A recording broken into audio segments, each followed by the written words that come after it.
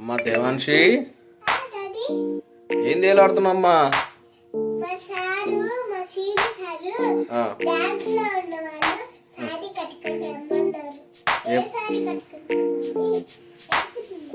నీకు శారీలు దొరుకుతాయా? ఎందుకు ఏ పాటకు డాన్స్ చేస్తున్నావు?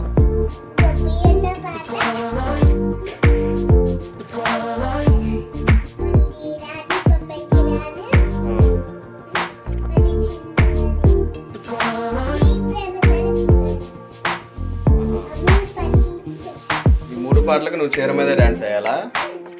మరి నీకు చీర మీద నీకు చీరలు దొరకవే మరి షాపుల్లో కూడా?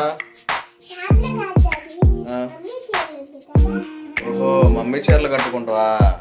అంటే మమ్మీ చీరలు కట్టుకునేంత పెద్దదాని అయినా నువ్వు?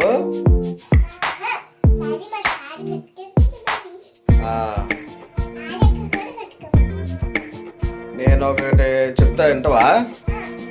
మన ఇంట్లో మన ఎంతమంది? 8 మంది కదా.